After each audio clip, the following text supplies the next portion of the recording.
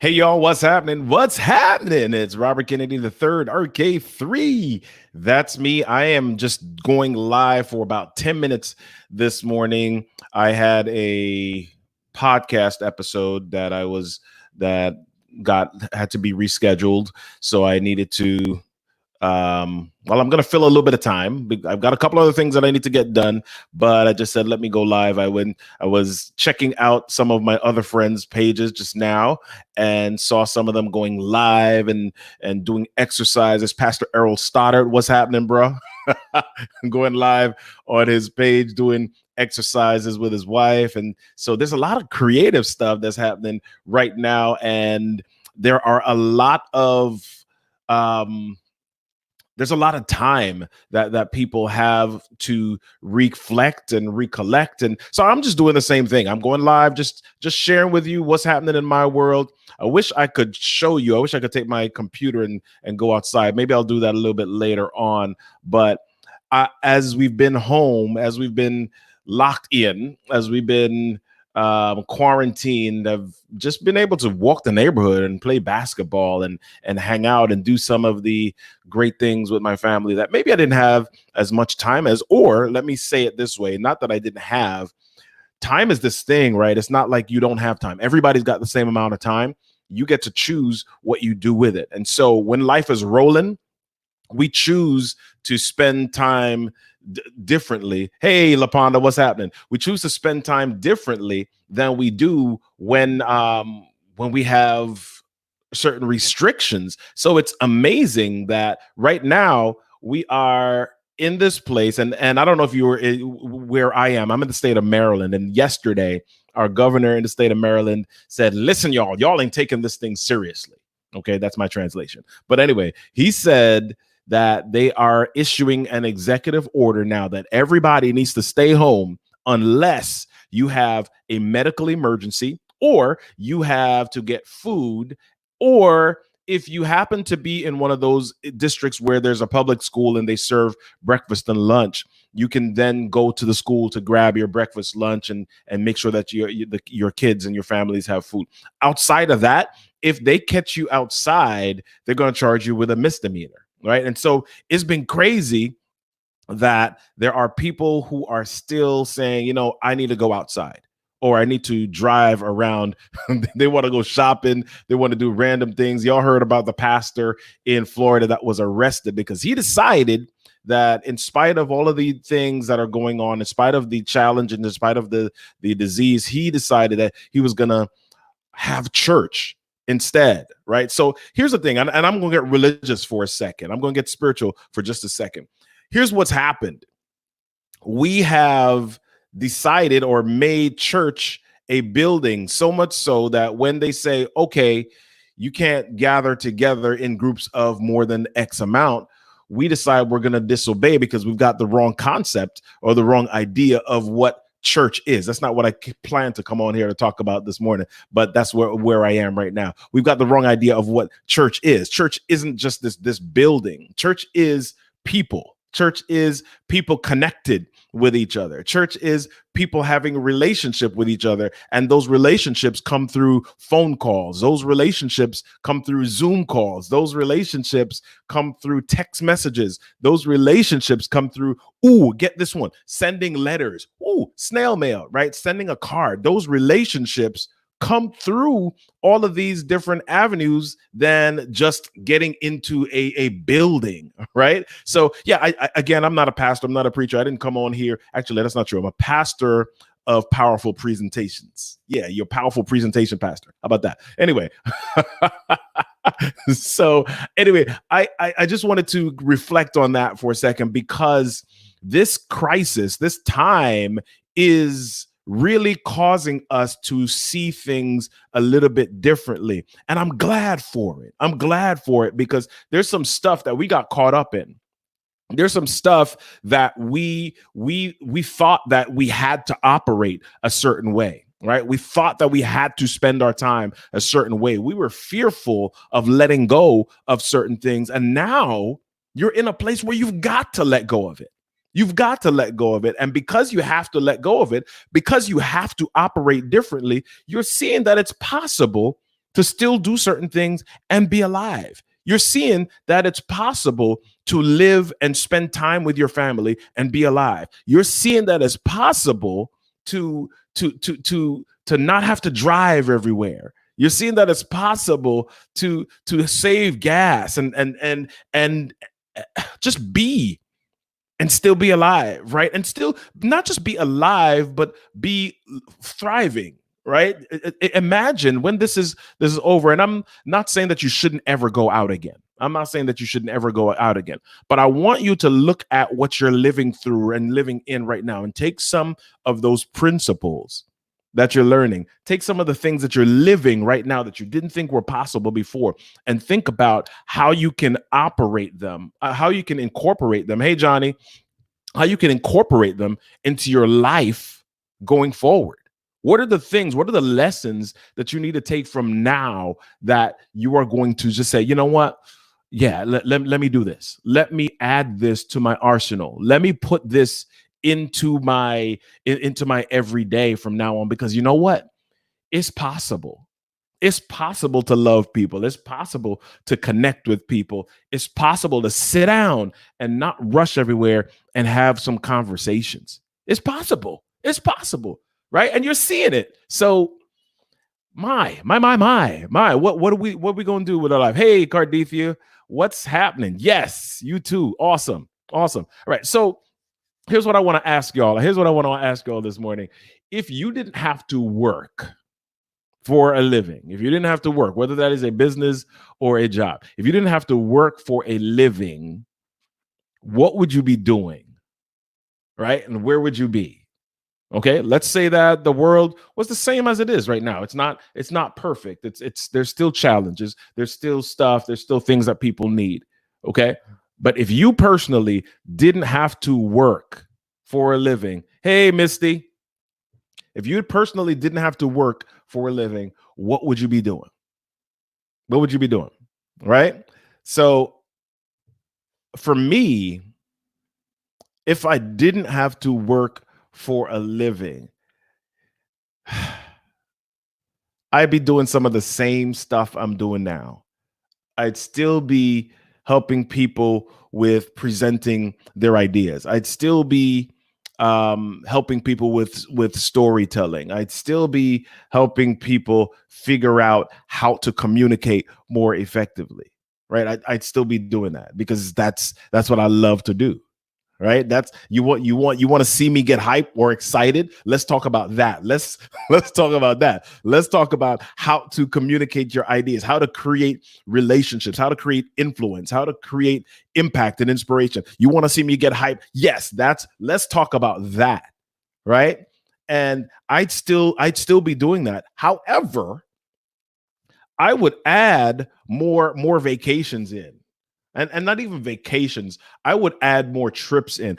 There's one place that I have not been to yet, and it's on my list of places to get to when this is all over, and that is the Maldives. I want to go there. All right, and I want to go there, and I want to go chill, because there's a few years ago I saw this great picture of this sparkling, just like clean, clear water, and then there was a dock that went out to this hut that was on stilts in the water, and it was beautiful. It was amazing, and I was like, I want to go there. I want to go there. I've got to go there, right? And so that's what I want to do. If I didn't have to work for a living, I would be traveling quite a bit more. Hey, Debbie, let's see. Lapanda says, I would be riding my bike all over the world by the pyramids through the Amazon. Wow. So that's amazing. That's amazing. I love that. All right. And meeting new people and sharing stories. All right. Sharon says, I love your background. Upgrade time. Yeah. Come on. Upgrade. Yeah. All right. Yeah. So anybody else, what would you be doing if you didn't have to work for a living and the world was the same as it is? Okay. Still had challenges, still had stuff. The only difference was that you did not have to work in order to survive. What would you be doing? What would you be doing? Right? I've just told you that honestly, I would be doing some of the same things. There is something else that I would be doing though. there is something else that I would be doing. I would be seeing what more I could do for people who are homeless. Yeah, I would be seeing what more I could do for people who are homeless. I think one of the things that really strikes me is like every time I drive into Baltimore. Sometimes I drive into Baltimore. I'm a part of the Goldman Sachs 10,000 Small Business program there. Okay, one of the lead faculty there. And one of the things that I see from the time I leave the highway all the way until I get up to Johns Hopkins University, I run into at least 8, 9, or 10 people who are homeless and who are panhandling or who are looking to get some help out at each stoplight that I pass. And man, every day that I pass them, sometimes sometimes I give what I have, and sometimes I don't have anything to give. And then there's some days where I have nothing, and I'll simply just wind down my window and I'll say, "Hey, man, what's your name? Hey, young lady, what's your name?" And they'll stop and they'll speak, and I'll speak. He'll say, "Hey, my name's Mike," and they're glad because they're like nobody else stops to say anything. So, side note: if you have the opportunity and you don't have anything to give, I know safety is a concern for some people, but sometimes just stop and ask somebody. Okay, this is what we're learning during this time. We've got time. Stop and ask somebody what their name is. Ask them how they're doing. Ask them who they are, about just ask them, find out one thing about them, because that's the thing. A lot of times people, yeah, they need a house. Yeah, they need money. Yeah, they need food. But sometimes they appreciate just being seen. They appreciate just being heard. They appreciate just being acknowledged for being a person and a human being who's alive in the world. So I would want to, yeah, let me see. Oh, Sharon says that she would be a roller skate. Oh, Sharon, you'd be awesome. I still need to learn how to skate backwards properly, right? Or cooking around the world. Yeah, that's good stuff. Yesenia, hey, how you doing? You would live in different cultures and immerse yourself. Yeah, that's awesome. That's amazing. I love that. Right. So I just kind of wanted to finish the piece about the homeless and doing more for that. I would really try to figure out a way to help homeless people even more. That's another thing that I would do. So there's several things. I would do what I'm doing now. I would look to see if I can help homeless even more. And then the third thing that I would do differently is I've got a passion for education and allowing youth to access the right types of education without having to worry about the financial piece of that. Okay, without having to worry about the financial piece of that, whether that's elementary, middle school, or college education. I definitely want youth to have more resources in that. So I'm saying those things now because I've had a chance to sit down and think a little bit about what I'm up to in this world and who do I want to serve and how do I want to show up and contribute to people. Yeah, I want to stay in my lane and stay in my space, but there's some other things as well, that some other needs that the world has that I'm seeing that I'm like, yeah, if I have a moment and if I can create something and if I can create and mobilize people to contribute to something, I want to be able to do that. Hey, Robin, what's going on, lady? Cardithia says, I'd be doing a lot of the things I'm doing now, mentoring, teaching, creating, and ministering, but I would travel all over the world. Yeah, exactly. I would do that. Okay. Yesenia also says, I would live in different types of countries and cultures and fully immerse myself. Good morning, Angela Wharton. Yeah. So that's what I'm thinking. That's what I'm thinking. I just want you to use this time. I want to encourage you and invite you and empower you to use this time to think about, well, first of all, I want you to notice the things that you're able to do right now that you didn't really think you could do before. Okay. That's number one. Number two, I want you to think about some of the things that you want to be able to do, some of the places that you can serve, some of the things that you can contribute to the world differently, and then make a plan to do it. Make a plan to do it when all of this is over. Not even actually, let me step back from that. Not make a plan to do it when all of this is over. Start doing it. What are the things that you can start putting in place right now? Can you begin to outline who you want on the board of your foundation? Can you begin to put in place the building blocks of what that foundation, what that nonprofit would look like? Can you get in touch with a 501c3 attorney? Can you submit the paperwork to the Department of Assessments and Taxation for something that you want to do? Can you create a Facebook group? Can you connect with people who are like-minded, who have similar ideas, who want to impact the world in the same way? Can you? There's so much that you can do. The thing is, during this time, yeah, take a moment and breathe, but don't sit and do nothing. Don't sit and do nothing and then come out of this the same as you were before we went into this, right? There's some people who went into this thing complaining. Okay, they were complaining before COVID came around. They were just complainers. That's what they did. They're complainers, right? And so they complained before COVID and Corona came, and they complained about that. And during this entire time, they're complaining. And then when we get out of this, they'll complain about something else, right? I want you to kind of just look back and just be honest with yourself. Are you that person? Are you really reframing your perspectives? Are you looking and being introspective and being honest with yourself about how you live life, about how you approach your life, right? What are your words saying?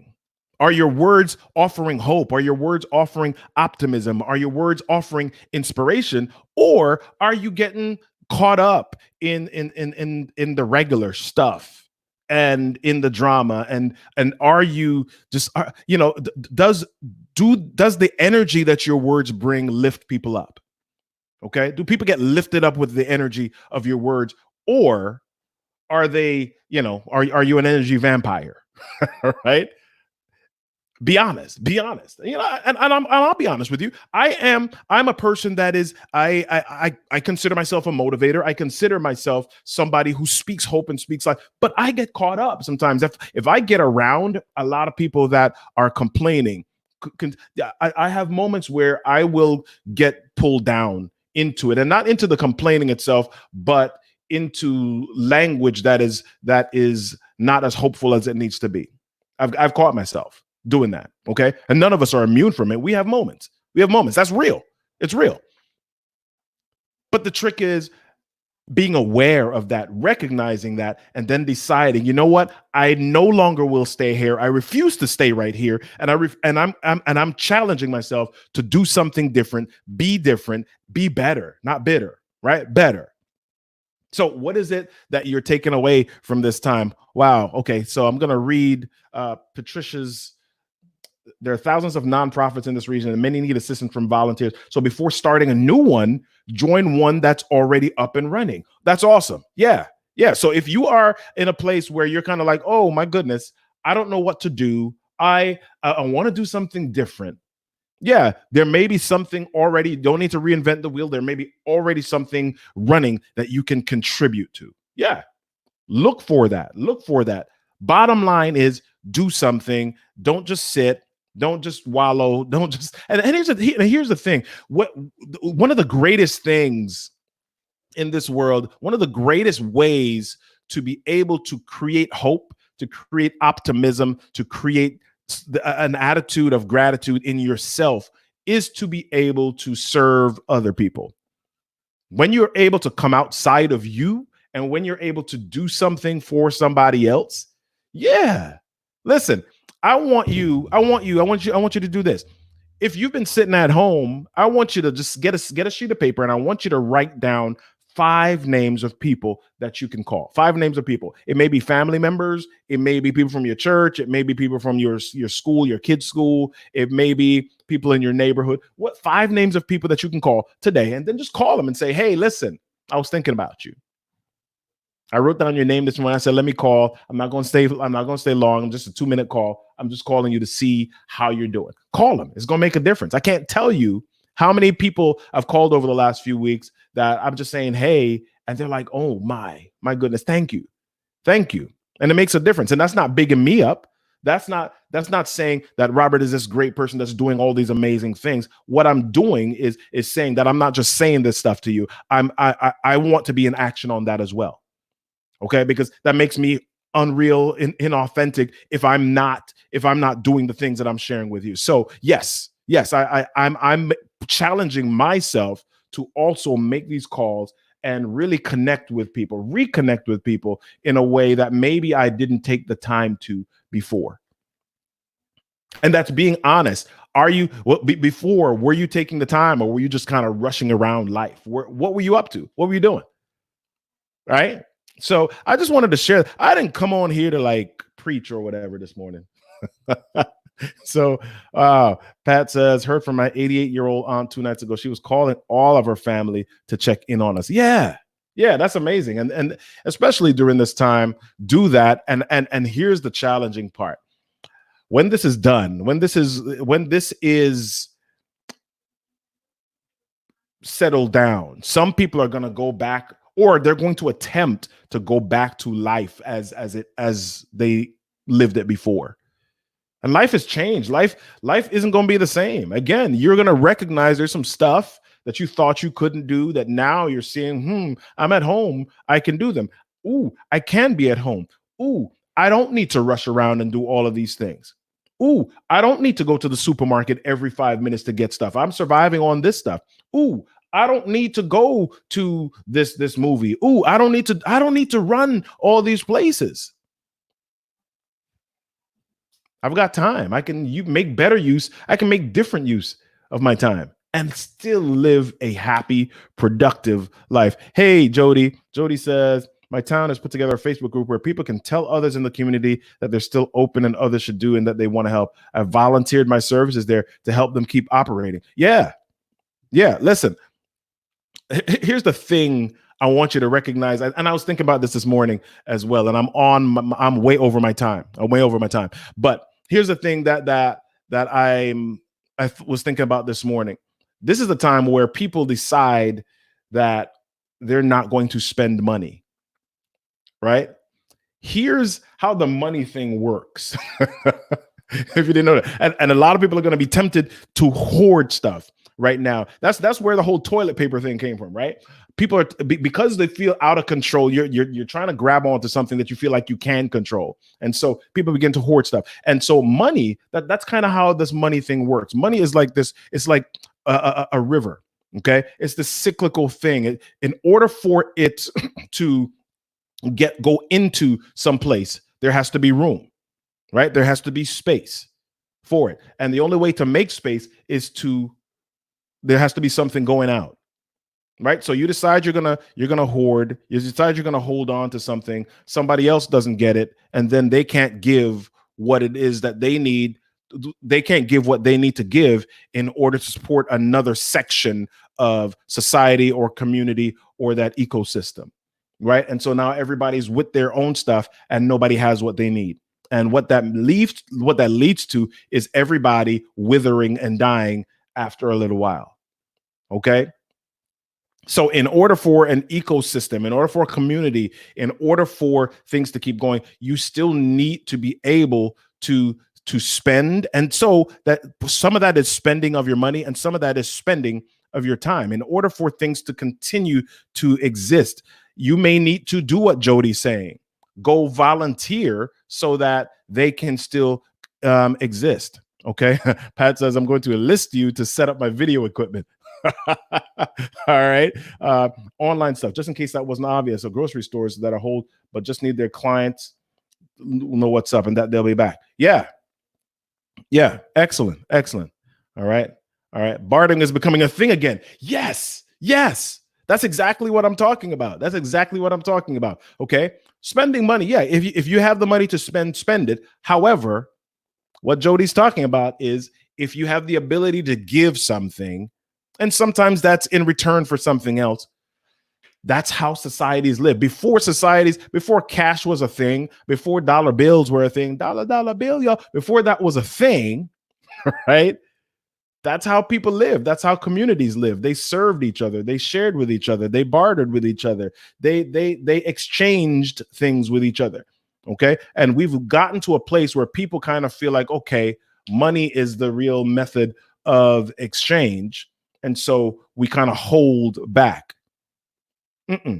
What is it that you can give to others? And before you think about, okay, let me just give because I'm expecting something back in return. Remember that sometimes people themselves don't know that they can give or don't give themselves permission to give until somebody else does it first.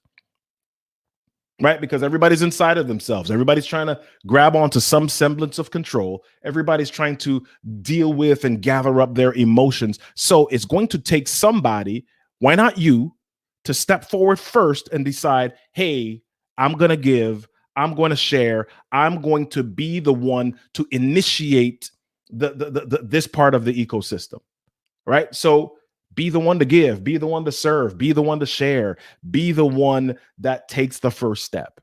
All right. So, all right, let me see. Cardithia says, I've been using my free time to work with a brand strategist, develop a website, and develop other ideas. In addition, I've been collaborating with other local entrepreneurs. Yeah, this is that time. Use the time to do stuff.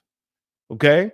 And when I say do stuff, I don't mean binge watch everything. I don't mean catch up on every episode for the last 5 seasons of This Is Us. I don't mean use the time just to watch like 9.5 or 10 hours of TV for the day. What is it that you can do to contribute or create or just continue the ecosystem or the community or the society that you're in, or your micro society, whatever you want to call it, right? Whatever it is that you can do, do it. And the reason I posted this question, if I didn't have to work for a living, what would I be doing? I just want to use this time. I want to help people use this time to think about, from a story perspective, think about how you can be creative. What is it that you really want, like deep down inside? Use this time to begin thinking about that stuff. What is it that you really want? What is it that you really want? You like that, right? I'm speaking like really serious for a second and then just kind of bust out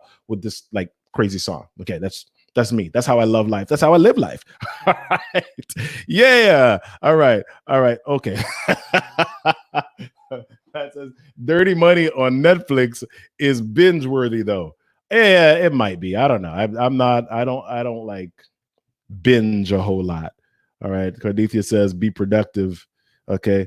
Jody says maybe this is the time to pivot and make the life you really want, so you're ready when we can come out of your houses. Yes, I absolutely love that. Absolutely love that. Right? Here's what you don't want to happen. Let's say that you're in your house for 2 months. Okay. And we're already 3 weeks in.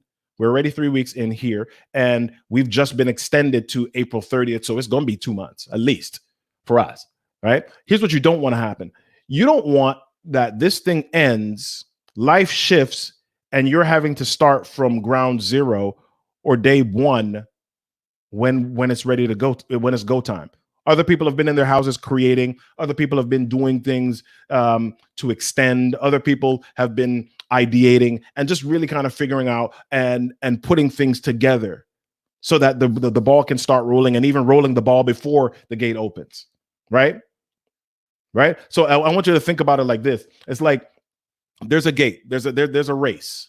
There's a race, right? And there's a gate. And when the gate opens, all the runners take off. However, there's this one runner that goes about 50 yards back, and he hears the speaker, or he hears the announcer starting to count down 10, 9. And so he starts to run, or she starts to run, and they time it so that by the time they get to that gate, okay, by the time the announcer reaches 0 and that gate opens, they're already running. And as soon as it opens, they're running, right? So here's what's happening. They've got that momentum and they're pushing and they're way ahead, and the gate opens, and those people who are at a standstill just waiting are now having to start exerting their energy and start running.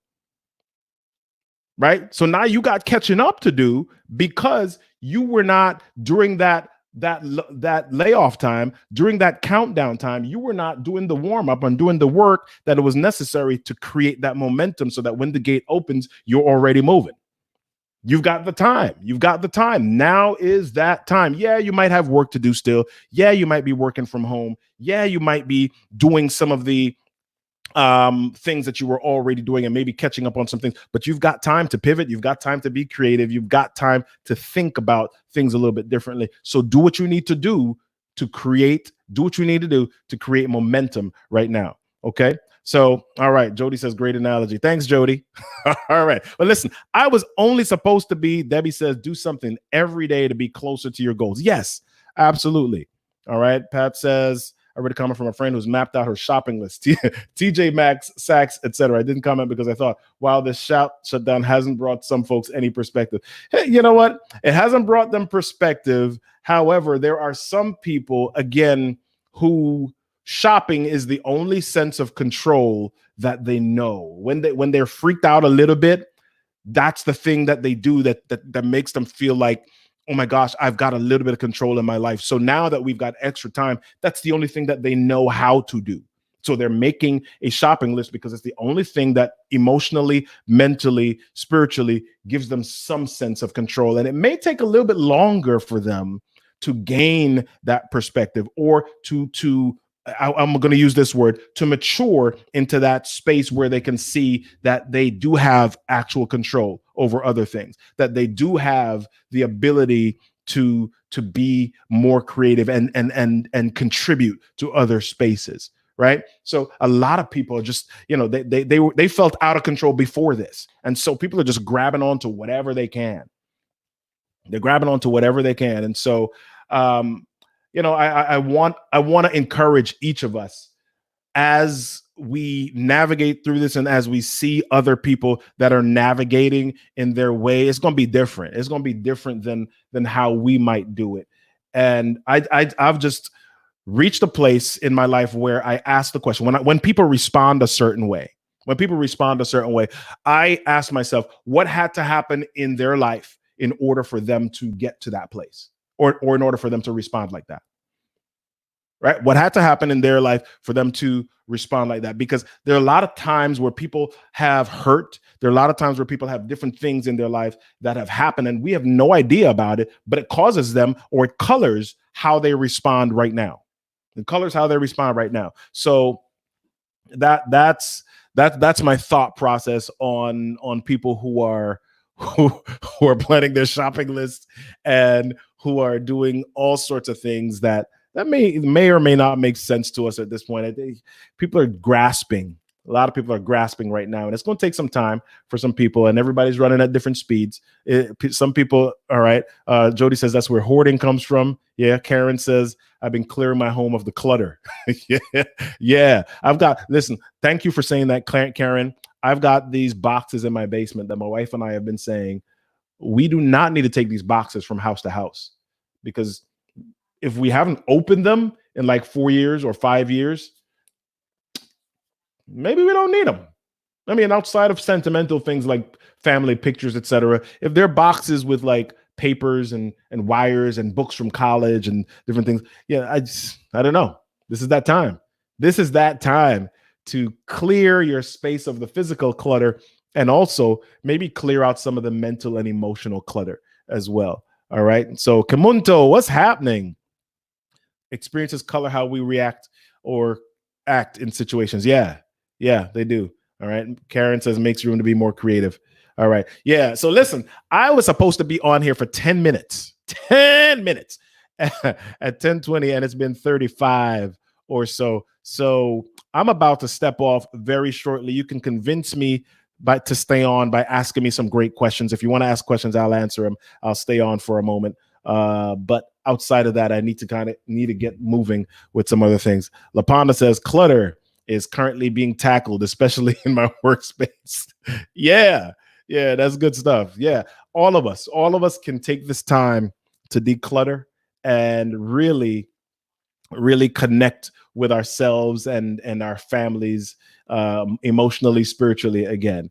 All right. So here's what I want to do. If you are a person that is inspirational or loves to share stories, or you know that you've got something to share but you don't know how to just yet, I want to invite you to join me in the Storytellers Growth Lab. Okay, join me in the Storytellers Growth Lab on Facebook. What we do there, the mission of the group is to help 1 million people be able to share their stories with confidence. So if you've got a story that you know needs to be told, and I know during this time there are a lot of people that are going to have stories, if you want to be able to figure out how to structure those stories and share them in a way that allows people to engage and connect and pay attention, then I want you to join me in the Storytellers Growth Lab. We share a lot of different tips, tricks there. We have conversations. We do stuff like this, and we have trainings, and we really just kind of help to equip people to be able to share their stories with confidence. All right. So join me, look up the Storytellers Growth Lab. Outside of that, let's hang out, continue to ask questions, continue to share, and let me know what you want me to talk about next. All right. I'll see you soon. Hey, Pat. Pat says, I enjoy your talks. Yes. Thank you, Pat. Jody says, ooh, thank you, Jody. I appreciate that. All right. Too good for just 10 minutes, LaPonda. Come on. It's a lot. I'm tired. I'm an introvert. I'm like, I got to figure stuff out. This drains me. I need to take a nap right now. All right. Oh boy. All right. Well, listen, it's been great. I'm gonna head off of here because I've got some stuff to do. But I'll see y'all again really soon, maybe tomorrow. Peace.